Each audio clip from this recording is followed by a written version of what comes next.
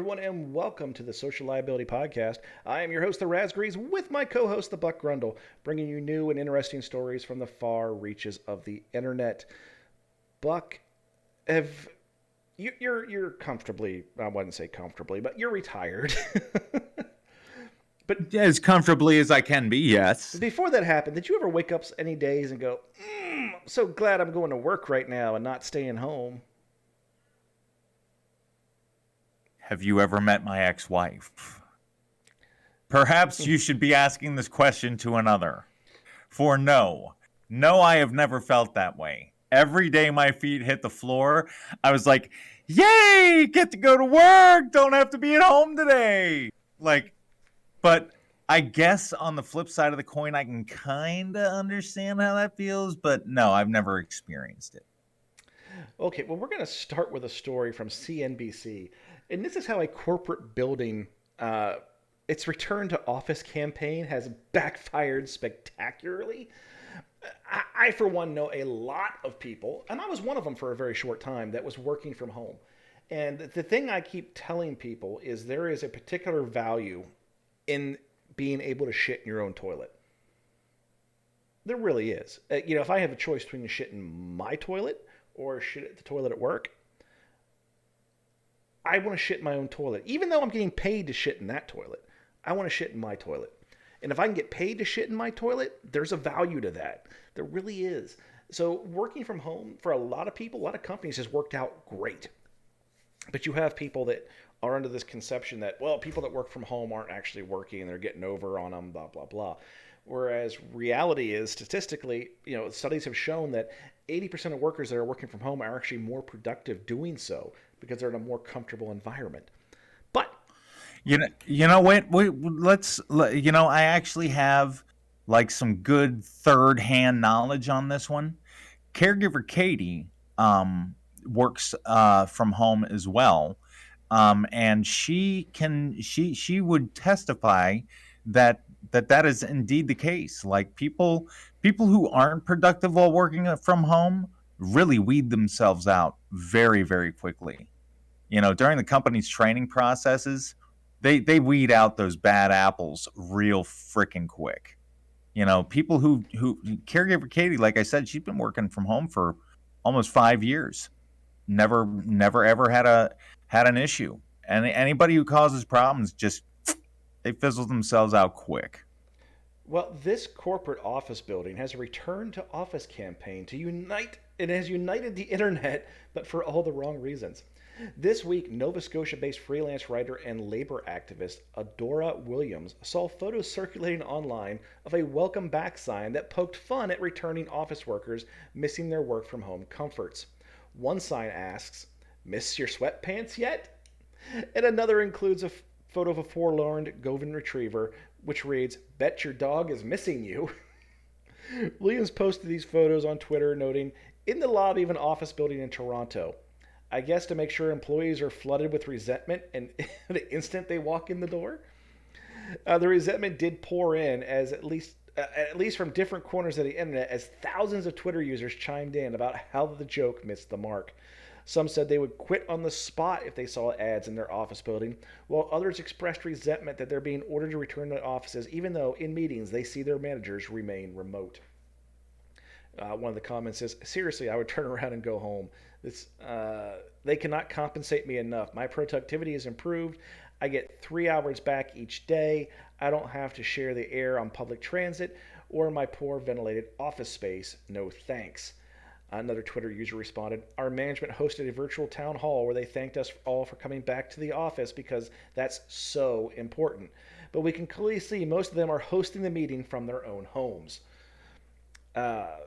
Others still counted the ways working from home has improved their lives, like simply having control over their coffee, bathroom, or break times, with one Twitter user responding, "My own coffee, my own bathroom, lunchtime, nap time, being able to actively do chores around the house on my breaks, not having to fight the weather or take a vacation day because I don't want to die in a snowdrift. I'm so freaking fortunate that my workplace listened to us." Williams tells CNBC Make It she's been heartened by the response on Twitter, which has reached 12 million people online and is a glimpse into how people are feeling as executives announce their last round of return to office plans. Employees have a break from unpaid commutes, workplace microaggressions, and taking away time from their loved ones, including pets. And if you know why your employees don't want to be there and you're taunting them for it, watching staff realize that you don't have to put up with it is pretty joyous. Williams says that she has seen Twitter users across the political spectrums and even a handful of commercial real estate professionals call out the campaign. Whether you think it's a bad campaign because you think it's not going to sell offices or because you think property is theft, we all agree that this is a bad campaign. So that unified Twitter for a day. Oxford Properties, the commercial real estate company that ran the welcome back sign, said to NBC's Make It, the signage was never intended to mock returning office workers. The campaign removed the signs last week, admitting, quote, clearly missed the mark and should have not have been displayed.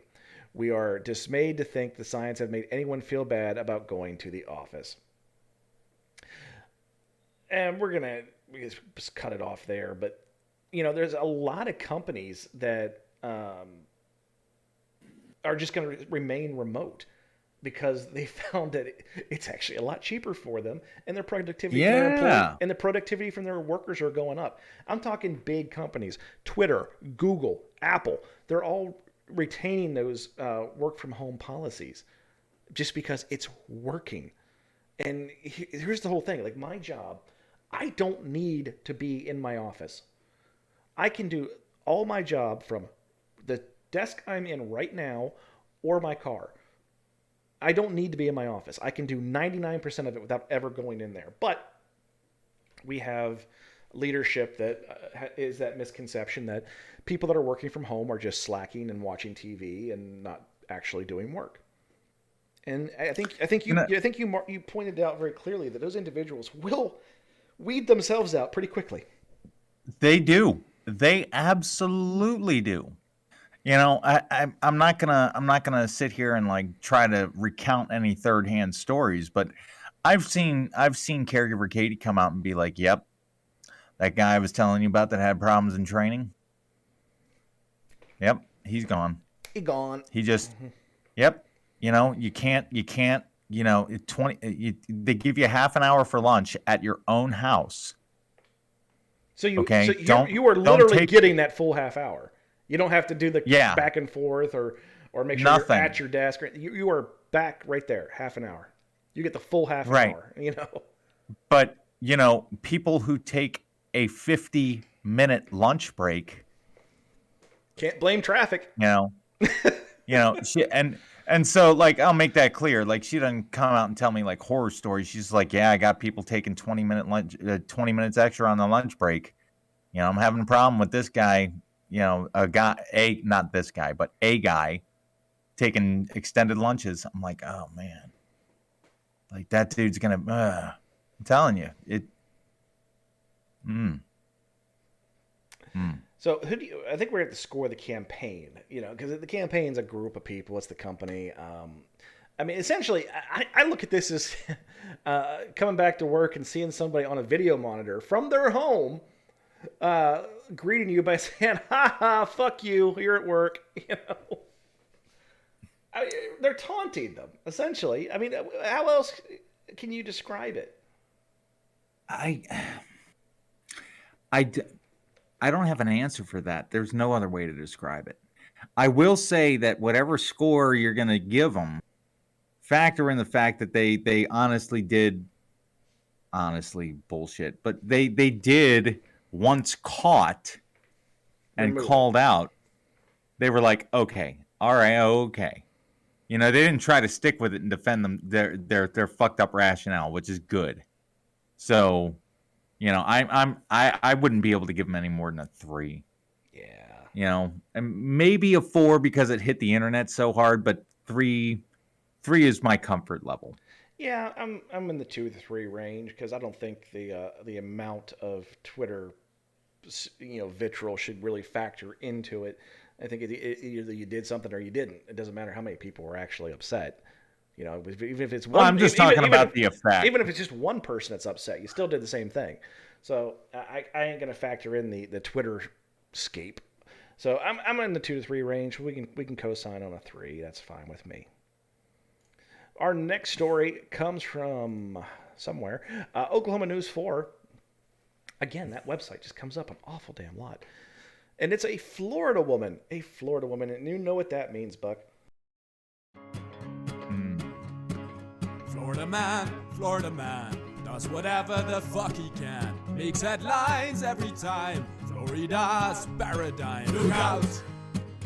Here comes Florida man. Actually, here comes Florida woman as a 40-year-old Florida woman faces battery charges after she shot her neighbor with a squirt gun on Saturday. Deputies say the victim was walking past the home of Renee Bullock on St. Petersburg when Bullock walked from her inside her home onto her porch and shot the victim in the face with a water gun. The victim never entered Bullock's property or made any aggressive statements towards her. The type of water gun was not disclosed. According to the deputies, however, Bullock sprayed the victim because she was upset she was walking on her street. She was arrested and held on $500 bond.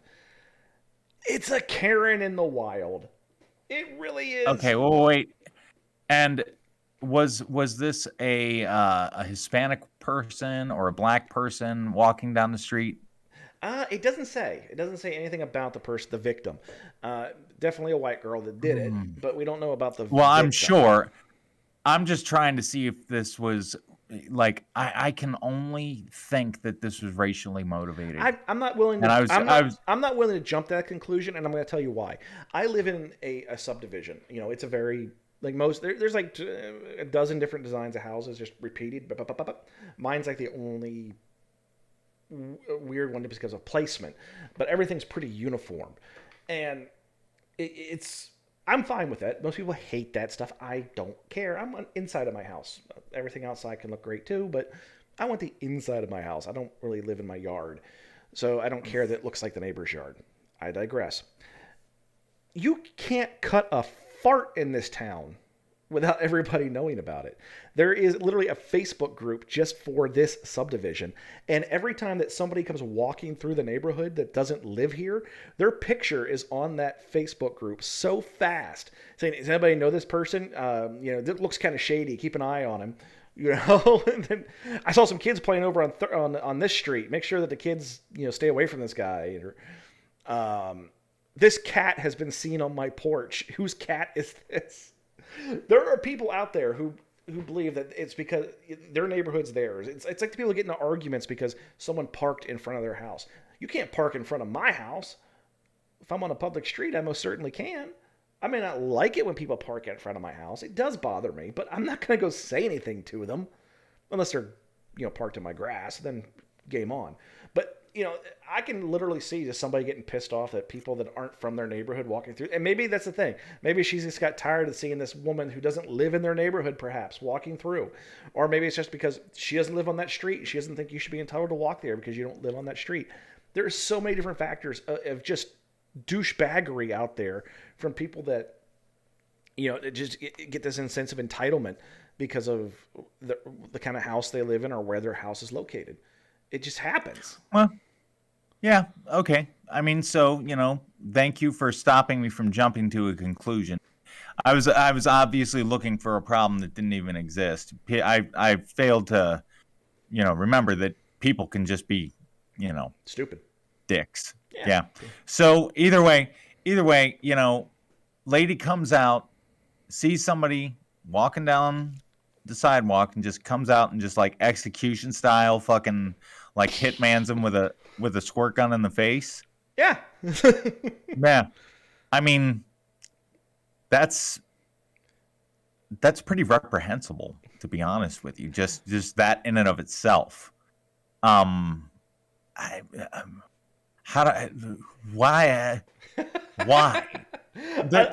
love how in the article they said we don't know the brand of the squirt gun. Who gives a shit? Is it a Super Soaker 250? Doesn't matter. I don't think so, man. Those were discontinued back in the 20th, dude. That's not even a double tank. Nah, No. I love. What are we? What are we? What I are love we? the old super soakers, dude. You can't find them anymore either. They don't make them. Of course not, man. Because you could fill them up with stuff like booze and shit like that, and have all sorts of fucking party fun.